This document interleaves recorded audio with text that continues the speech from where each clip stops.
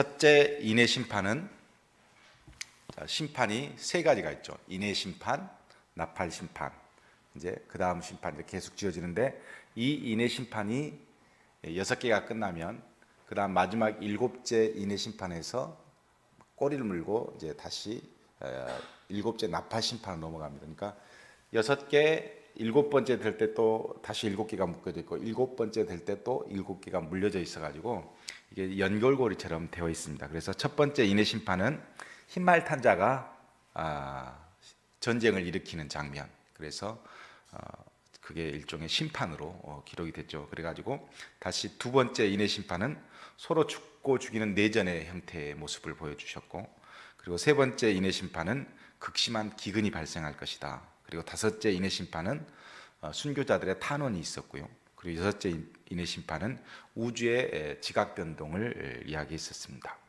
그리고 나서 여섯 번째까지 진행된 인해 심판 제일 끝판에 누가 이 심판을 피할 수 있겠는가 이렇게 하면서 아무도 피할 수 없다, 하나님의 심판을 아무도 피할 수 없다라고 메시지를 던져지면서, 그러나 인침을 받는 자 14만 4천 명으로 기록된 지상교회와 능히 셀 수 없는 큰 무리들로 구성된 천상의 교회는 예수 그리스도의 어린 양의 피에 그 옷을 씻어 그 심판에서 구원받는다, 이렇게 말씀을 드렸어요.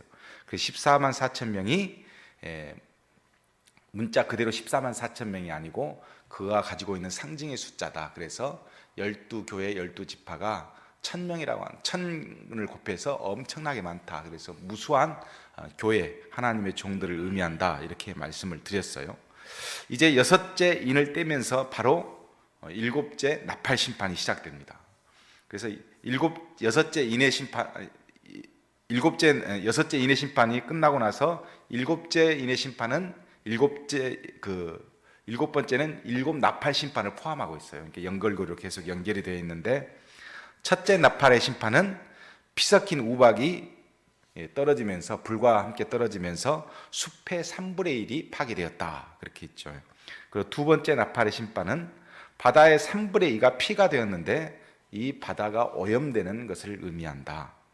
그리고 셋째 나팔 심판은 햇불같이 타는 큰 별, 쑥이라고 하는 별이 하늘에서 떨어져서 물의 3분의 1이 상하게 되었다. 그래서 우리 마실 물도 큰 문제가 생기게 됐죠. 그리고 넷째 나팔은 해와 달과 별이 타격을 받아서 빛을 잃어가지고 땅의 3분의 1이 어두워졌다. 이렇게 나팔 심판이 차근차근 진행됩니다. 그러면서 제가 드린 말씀이 있죠. 하나님의 창조 질서가 깨진 모습을 보여주고 있다.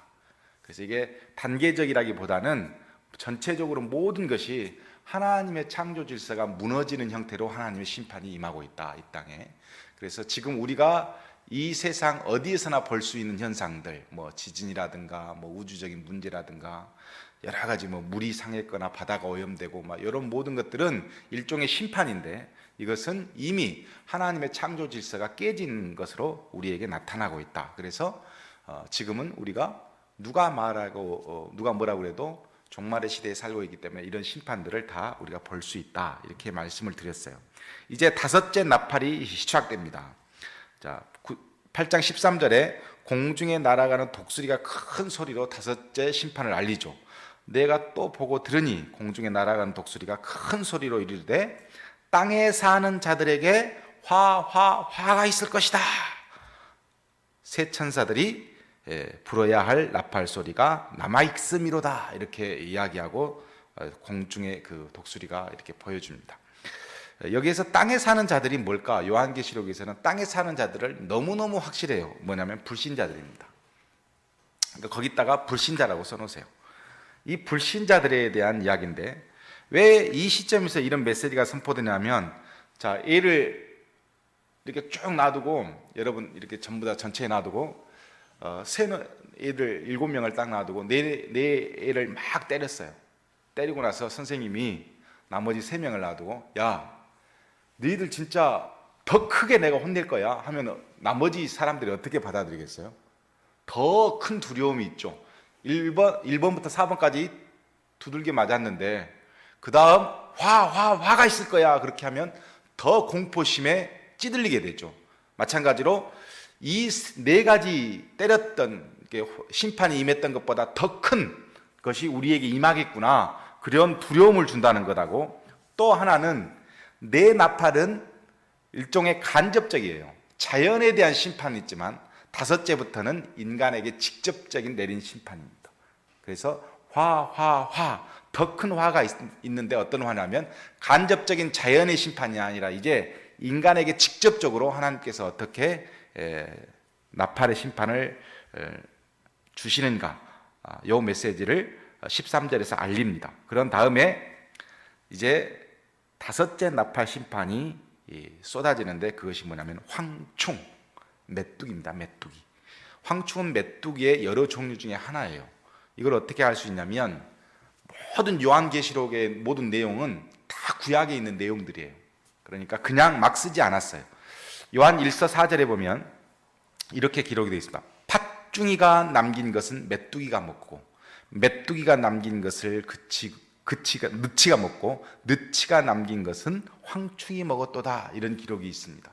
요엘 선지자가 이 메뚜기 재앙을 이스라엘 백성들한테 선포하면서 이 하나님의 심판이, 메뚜기 심판이 임할 텐데 이것은 황충이가 먹고 메뚜기가 먹고 느치가 먹고 황충이 먹는다, 이렇게 기록이 되어 있는데 이것은 다 메뚜기과예요.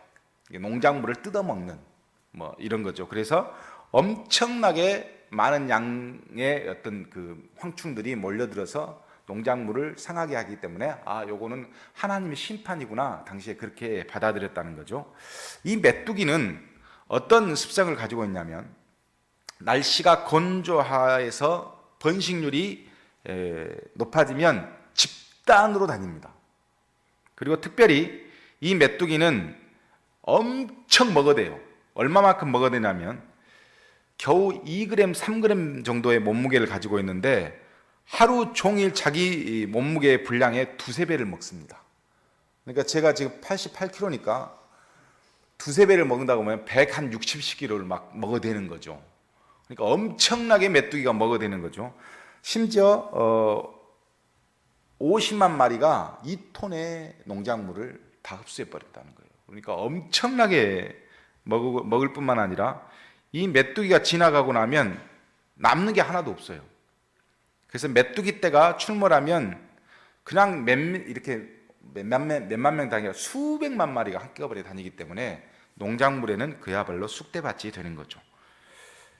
그래서 이 메뚜기 심판에 대한 구약적인 배경을 보면 요엘 1장 2장에 나와 있는데 애굽에서 8번째 심판이 메뚜기 심판이었습니다.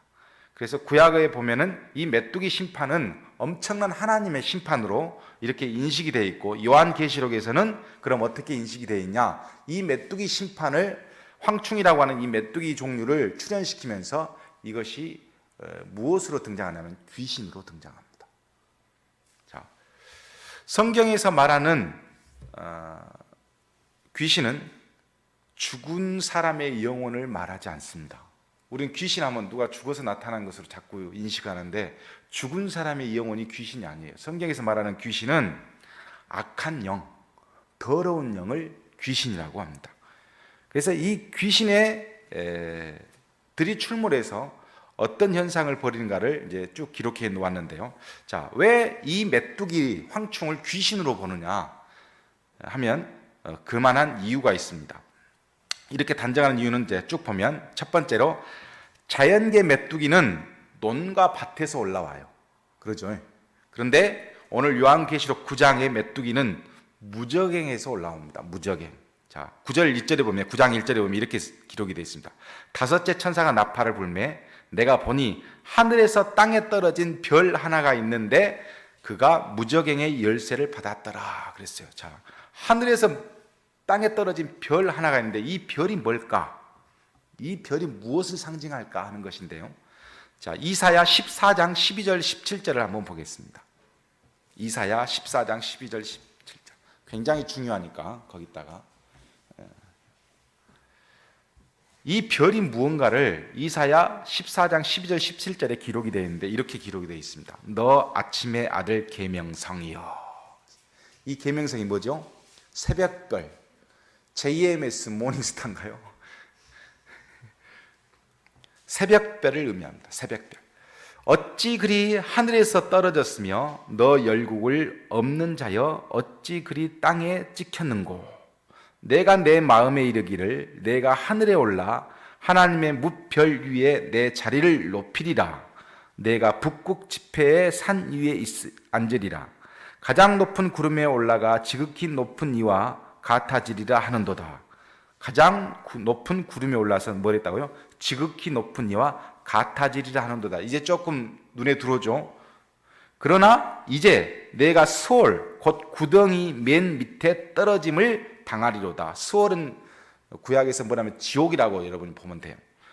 자, 너를 보는 이가 주목하여 너를 자세히 살펴보며 말하기를 이 사람이 땅에 진동시키며 열국을 놀라게 하며 세계를 황무하게 하며 성읍을 파괴하여 그에게 사로잡힌 자들을 집으로 놓아 보내지 아니하던 자가 아니냐 하리로다. 자, 어땠다고요? 이걸 뭐라고 하냐면, 무적행은 요한계시록에서 교회를 핍박하는 적그리스도가 올라가는 곳인데, 이 사탄이 1000년 동안 결박된 곳이에요. 그래서 이 별은 어떤 별이냐면 계명성, 곧 타락한 천사를 의미해요. 그러니까 하늘에서 떨어져 지옥에 들어간 마치 그 모습을 그대로 기록해 놓은 것처럼 이사야에 기록이 되어 있죠. 그래서 그 타락한 천사가 있는 곳이 어디냐면 무적행이에요. 무적행. 그런데 어디에서 올라왔어요? 황충이 무적행에서 올라왔어. 그래서 요한계시록에서 무적행은, 요한계시록에서는 교회를 핍박하는 적그리스도가 올라온 곳이기도 하고, 사탄이 1000년 동안 결박된 곳이 어디냐면 무적행입니다. 그래서 무적행은 악령들의 거주인 동시에 악령들의 감옥이다, 이렇게 보면 딱 맞아요. 자, 누가복음 8장 30절에 보면 이런 내용이 있어요. 예수님께서 거라사 지방에 갔더니 귀신 들린 자가 있어. 그래서 그 귀신 들린 거라사에 귀신 들린 그 귀신이 예수님을 알아봐요. 아니, 당신하고 나하고 무슨 상관이 있어서 여기 오셔서 나를 죽이려고 그럽니까? 라고 그랬더니 예수님께서 거기서 나오라고 그러니까 이 귀신이 뭐라고 하냐면, 예수께서 내 이름이 무엇이냐 물은즉 이르되 군대라 하니 이는 많은 귀신이 들렸습니다.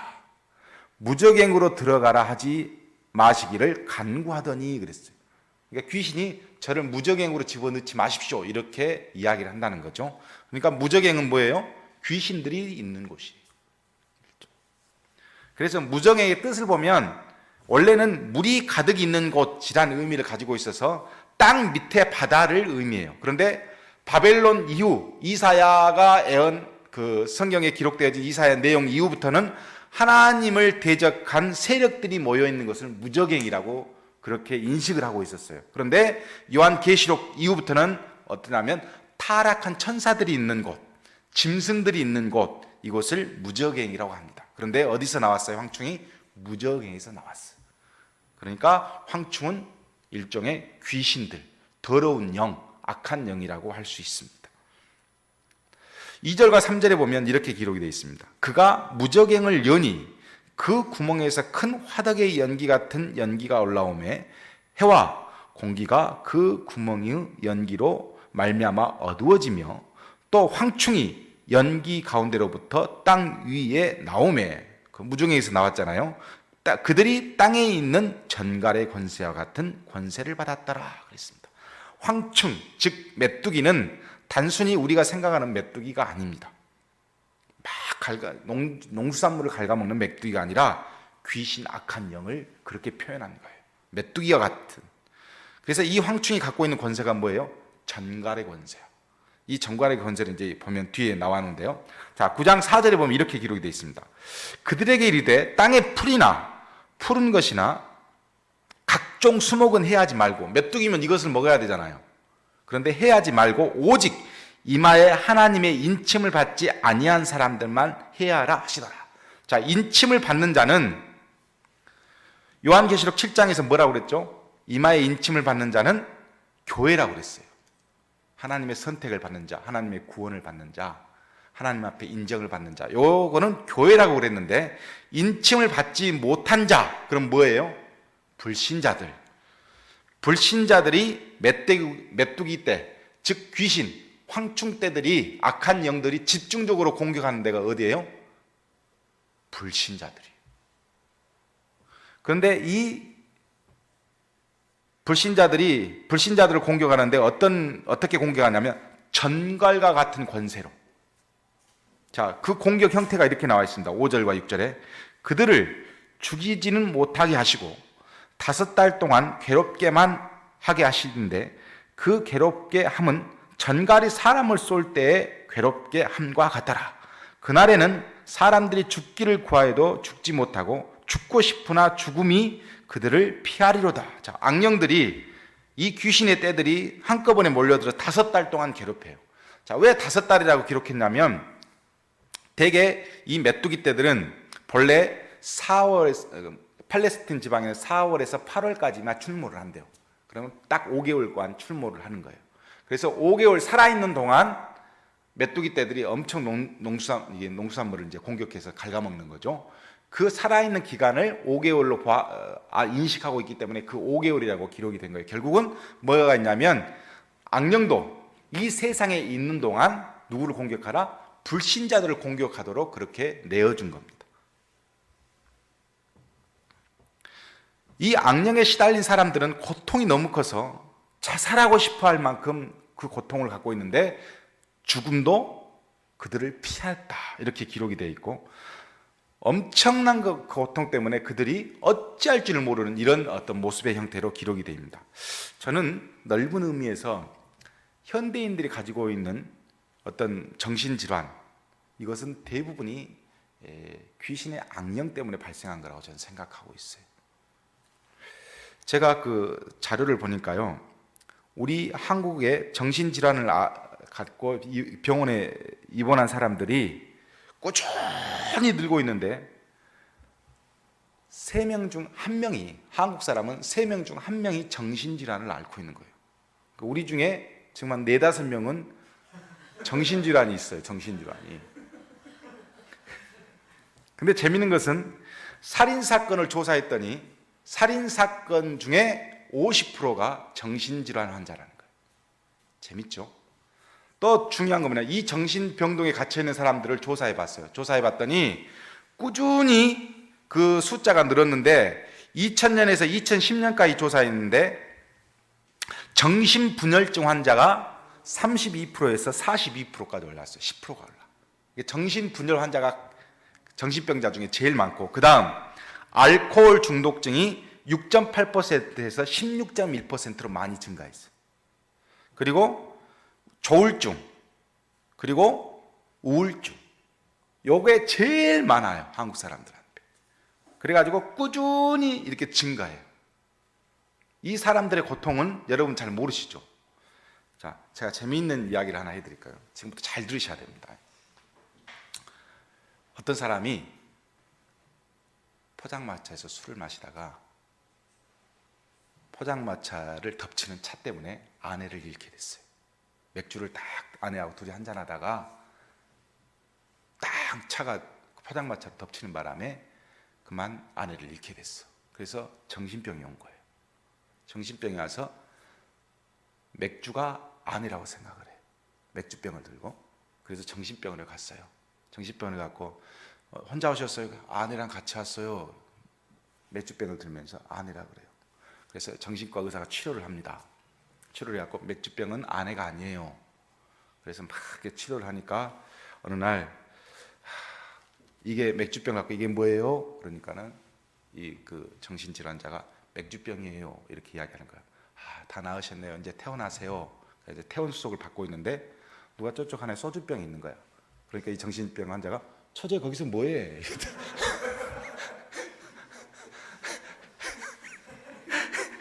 그래서 다시 입원을 했어요. 다시 입원을 했는데 입원 시간이 길어지니까 이 사람이 취미 생활이 생긴 거예요. 취미 생활이 뭐냐면 변기통에서 낚시를 하고 있는 거예요.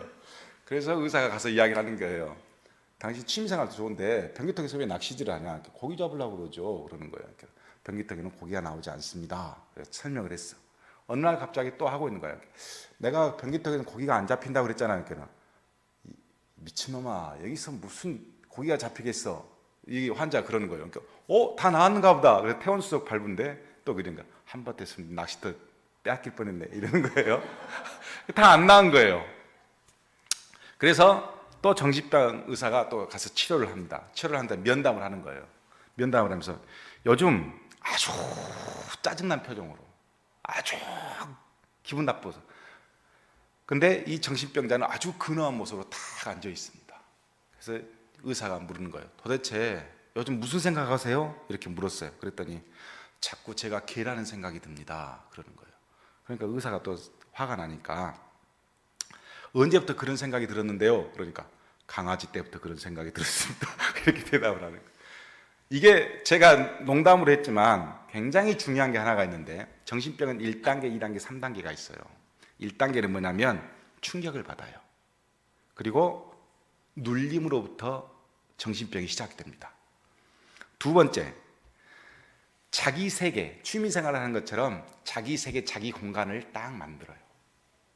세 번째, 가장 무서운 거, 진지하게 그 무엇에 노예가 됩니다. 이게 정신병원의 1단계, 2단계, 3단계예요. 목사님 어떻게 그렇게 잘 아세요? 제가 잘 알죠. 예수 믿는 사람들도 정신병 걸릴 수 있어요, 없어요? 충격을 받으면 걸릴 수 있습니다.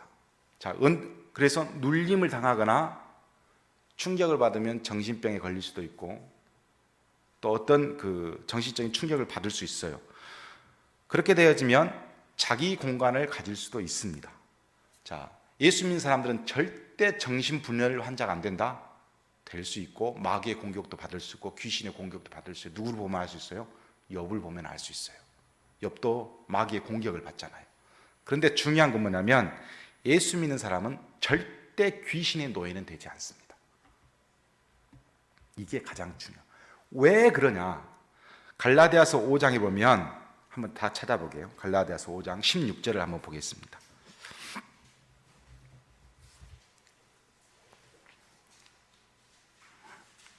5장 16절부터 보면 이렇게 기록이 있습니다. 내가 이르노니 너희는 성령을 따라 행하라. 그리하면 육체의 욕심을 이루지 아니하리라. 정신병은 어디서 오냐? 육체로부터 옵니다. 자, 육체의 소욕은 성령을 거스리고 성령은 육체를 거스리나니 이 둘이 서로 대적함으로 너희가 원하는 것을 하지 못하게 하려 합니다. 우리가 성령 받은 사람으로서 육체의 어떤 충격을 받아서 마귀의 공격을 받을 수는 있어요. 그러나 한 몸에서 오늘은 내가 귀신의 지배를 받고 내일은 내가 성령의 지배받고 이럴 수는 없다는 거예요. 자, 그렇게 되면 너희가 만일 성령이 인도하시는 바가 되면 율법 아래 있지 아니하리라. 육체의 일은 분명하니 곧 음행과 더러운 것과 호색과 우상숭배와 주술과 원수 맺는 것과 분쟁과 시기와 분냄과 당짓는 것과 분열함과 이단과 투기, 술, 취함, 방탕함, 그와 같은 것들이 이전에 너희에게 경계한 것 같이 경계하노니 이런 일을 하는 자들은 하나님 나라를 유업으로 받지 못할 것이다. 여러분, 이 중에 한두 개 안 들어가 있어요? 들어가 있잖아, 우리 다. 그러면 우리는 지금 그 육체의 지배를 받고 있는 거예요? 귀신의 어떤 그 노략에 넘어가서? 그게 아니에요.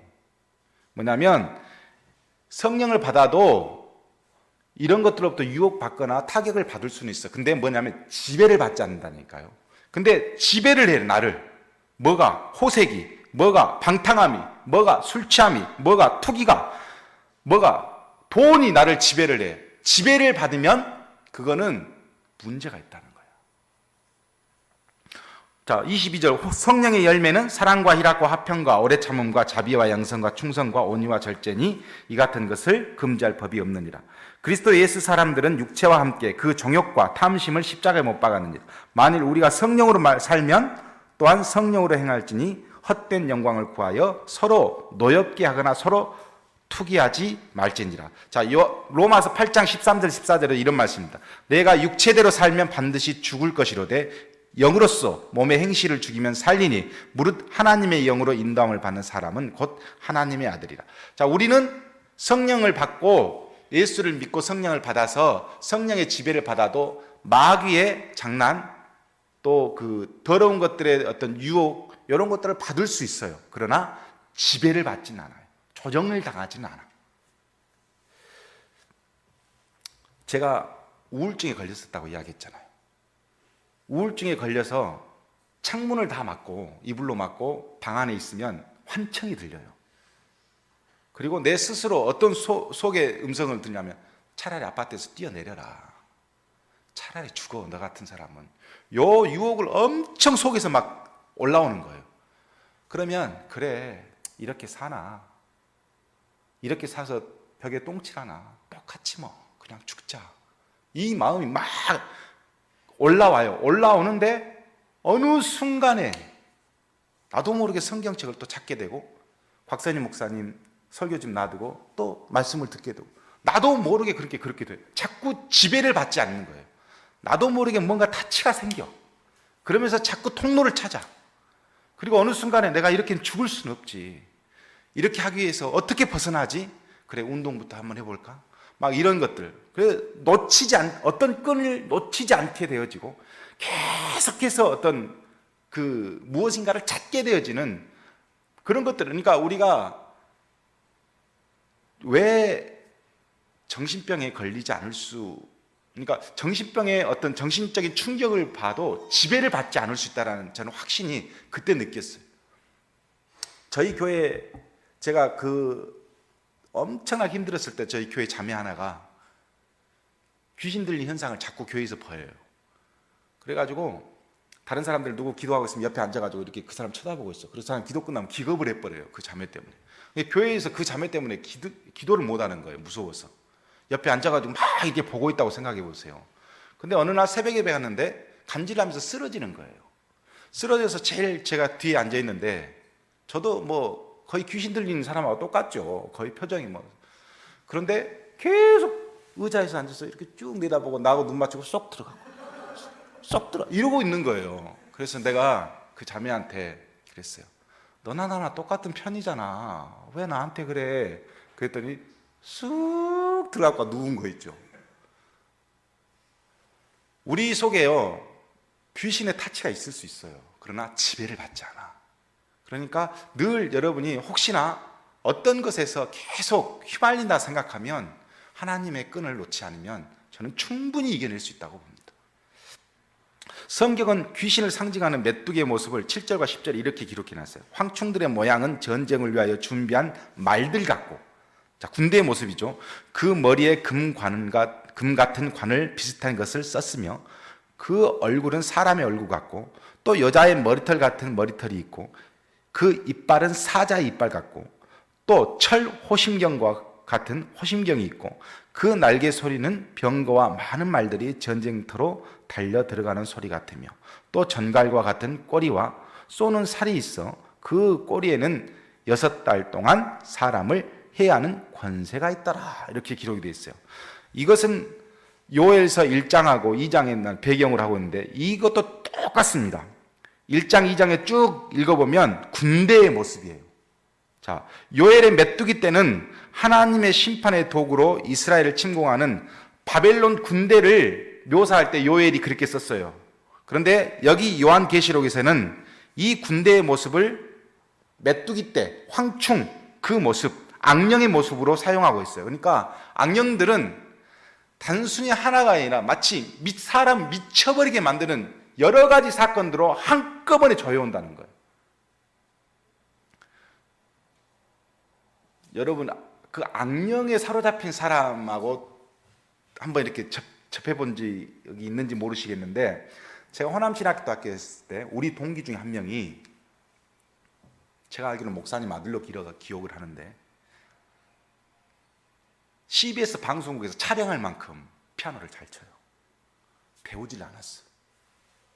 배우질 않았는데 피아노를 아주 무슨 힘인지 모르지만 엄청나게 잘 쳐. 근데 저희 학교에 음과가 있잖아요. 음과생들을, 피아노를 전공한 학생들이 놀래버려. 배우지도 않았는데 손놀림이나 이런 게 엄청나게 빠르고, 그 무엇인가를 막 반주를 하는데 정신이 하나도 없어요. 근데 음악 이렇게 하는 사람들은 그냥 치는 게 아니라는 거야. 근데 그래서 이 사람을 촬영을 했어요. 피아노 칠 때. 근데 코로도 막 치고요. 코피 막 흐르면서 막 코 치고 막. 그러니까 벨쇼를 다 하는 거예요. 그러니까 이 사람이 위대하게 보여가지고 촬영까지 했다니까요. CBS 방송국에서. 어느 날 이 사람이 한 사람을 초청했어요. 자기하고 이야기하자 해갖고 한 사람이 들어갔어. 두 사람, 세 사람 전도사를 한 네다섯 명을 자기하고 같은 모임을 만들어. 그리고 강당에서 이 사람들끼리 모여서 마치 뭘 하는 것처럼 하는 거야. 근데 다른 전도사들이 지나가면서 보기에 뭔가 좀 이상해, 분위기가. 어떤 분위기였냐면 이 네 다섯 명의 전도사들은 완전히 눌려있고 이 피아노 잘 치는 전도사는 완전히 그들을 지배하는 모습처럼 다 이렇게 권위적으로 하는 거예요. 그래서 그 내용이 너무 이상해서 사람들이 이제 추적을 한 거죠. 근데 어느 날 촛불을 딱 교회 아니 채플실에다 딱 켜놓고 의식을 하는 거예요. 무릎 꿇고. 그거를 한 사람이 본 거야. 이거 이상하다 해가지고 다른 분한테 알렸어. 강당에서 이상한 일이 벌어졌다. 그러니까 다른 전사님들이 기숙사에 있다가 쫓아 올라간 거예요. 니들 도대체 뭐하냐? 그런데 이 피아노를 치던 전도사가 문 닫아! 그런 거예요. 그러니까 이제 등치 큰 전도사님 몇 분이 니들 도대체 뭐하는 거야? 그랬어요. 그러니까 문 닫으라고 했잖아 하면서 의자를 밟고 달려오는데 날라서 오더라는 거예요. 날라서. 뭐 헛뛰는 것도 없이. 그러더니 그 전도사들 몇 명을 손으로 밀쳤는데 다 떨어져 버렸어요. 제압을 하면 제압이 안 돼버려. 눈이 빨개가지고 너무 무서워서 그걸 제압했던 전도사들이 너무 무서워서 저거는 사람의 얼굴이다 아닌. 그래서 그거를 처리하고 나서 그 전도사를 앉혀놓고 미팅을 한 거예요. 도대체 왜 그랬느냐? 도대체 무슨 말을 하디? 그러니까 다른 말도 안 하고 너희들은 나한테 복종해야 된다. 내가 시킨 대로 해라. 그런데 아무도 반박을 못한 거예요. 너무 무서워서. 그게 악령이에요. 다 문제가 있다고 생각하면서도 아무도 반박을 못해요. 이 악령이라 하는 것을 우리가 쉽게 생각할지 모르지만 굉장히 우리한테 가까이 가까우고 있습니다. 여러분은 신사도 운동하는 그 장면에 안 가보셨을 거예요. 저는 신사도 운동하고 있는 그 사람들 집회에 가봤어요. 저는 절대 예수 믿는 사람들의 집회라고 생각하지 않아요. 악령의 집회라고 생각이 될 만큼 소리 지르고 춤 뱉고 웃고 떠들고 누워서 발 흔들고 막 고개 흔들고 정상적인 집회라는 것을 이게 악령의 집회라니까요. 그 힘, 그 권세 아무도 제압할 수 없을 만큼 군대라니까요. 그리고 완전히 제압해버린다 사람. 그러니까 그런 것이 한번 귀가 솔깃해서 넘어가면 지배하려고 그래요. 지금 신사도 운동을 하는 피터 와그너 목사 같은 경우도 풀러 신학대학교 교수라고 해서 얼마나 그분을 높이겠는데, 제가 그 집회하는 거 유튜브에서 봤거든요. 다 수천 명 모아놓고 수만 명 모아놓고 자기가 목사를 세워요. 자기가 인정 안 하면 목사가 아니야. 자기는 하늘이 내리는 사도권이 있어. 사도가 사도를 세울 수 있어. 너는 내가 몇 번째 사도로 세운다. 그러면 막 사람들이 할렐루야. 내가 영을 내린다고 손을 따가면 막 뒤로 쓰러지고 막. 어떻게 그런 비정상적인 걸 한국에서 받아들여가지고 큰 교회에서 그것도. 그래서 제가 순복음교회, 온누리교회 굉장히 주시해야 된다는 이유가 그겁니다. 그 신사도 운동을 굉장히 아무 뭐 없이 이렇게 열어놨기 때문에. 아무튼 악령은 그토록 우리를 지배하려고 한다. 문제는 뭐냐면 11절에 보면 이렇게 되어 있습니다. 그들에게 왕이 있으니 무적행의 사자라. 히브리어로 그 이름을 아바돈이요 헬라어로는 그 이름을 아볼루온이라 하더라 그랬어요. 메뚜기는 왕이 없죠. 그러나 이들은 귀신이기 때문에 왕이 있습니다. 그 아볼루온 그리고 아바돈이라 하는 뜻은 파괴자라는 뜻입니다. 곧 사탄을 지칭할 때 사용하는 단어입니다. 귀신이라는 거, 귀신. 타락한 천사, 별, 새벽별, 계명성, 하늘에서 떨어져. 어떻게 떨어졌죠? 아까쯤에 거룩하신 하나님을 대적하다가 떨어진 그 계명성, 무정행에 있는 그 계명성, 사탄, 그들이 타락한 천사고 그것이 요한계시록에 등장합니다.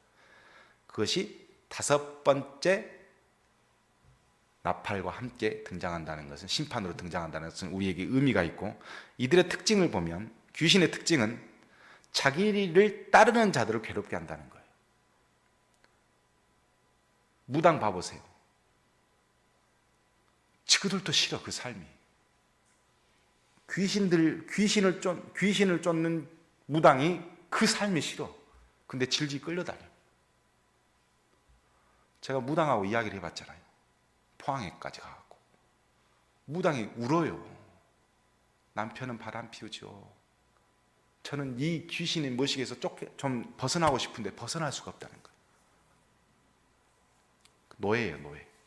귀신은 사탄을 섬기는 자들을 더 비참하게 죽입니다. 이게 귀신이에요. 또 하나, 귀신의 세력들도 중요한 것은 하나님의 주권 아래에 있다는 겁니다. 하나님의 통제와 허락 없이는 사탄도 귀신도 그 부하들도 아무것도 할 수 없어요. 중요한 것은 사탄은 메뚜기를 사용해서 불신자들을 심판하시죠. 하나님이 이렇게 등장하시잖아요. 그러니까 우리가 생각하기에 하나님이 사탄을 부려서 불신자들을 심판하는구나. 그래서 하나님의 욕으로 불신자를 심판하는 것이라 생각하지만 그게 아니에요. 이 사탄은 놔두면 사람 죽이는 일을 제일 먼저 하는 것이. 그러니까 하나님이 하나님의 통제 아래 두었다가 잠깐 손에 놔두면 이들이 하는 일은 불신자들을 공격하는 거. 왜 불신자들을 공격할까? 그 안에 성령이 없으니까. 공격하기가 쉽잖아요. 방어막이 없잖아요. 우리가 예수 믿는 거 다른 거 아니, 최소한 예수 믿는 사람들은 그런 보호막은 있다니까요. 물질에 막 쏠려. 내 온 마음이. 그런데 가서 말씀을 들으면 물질에 쏟는 것은 하나님의 뜻이 아니야. 그러면 한번 보호막이 또 쳐져. 그러면서 그 쏟는 내 마음이, 물질에 노예됐던 내 마음이 한번 꺾여. 막 두려웠던 마음이 예수님 너를 보호해 준다. 그러면 한 번 또 걸러져.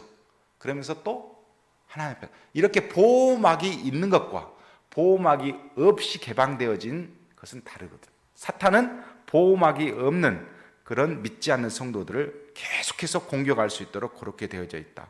그래서 하나님이 귀신들의 활동을 허용했다라기보다는 귀신들이 통제권에 대해서 하나님이 놓아놓으면 귀신들은 무조건 사람 죽이려고 한다. 그리고 괴롭히려고 한다. 어떤 권세로? 전갈과 같은 권세로. 그래서 우리는 예수 믿는 것이, 그리고 성령의 충만함을 받는 것이 얼마나 중요한가 하는 겁니다. 여러분과 저도 사람입니다. 충격적인 일을 당하면 잠도 안 오고, 그리고 막 이렇게 괴롭고 그러죠. 그럼에도 불구하고 우리가 사탄의 지배를 받지 않는 것은 성령이 우리를 지배하고 계시기 때문입니다. 그 끈이 우리 안에 늘 충만하게 역사하도록, 그래서 어떤 세상의 어떤 마귀적인 유혹, 악령의 유혹으로부터 우리가 자꾸 뒷걸음질 칠 수 있도록, 보호받을 수 있도록 그런 성도가 되시기를 부탁을 드립니다.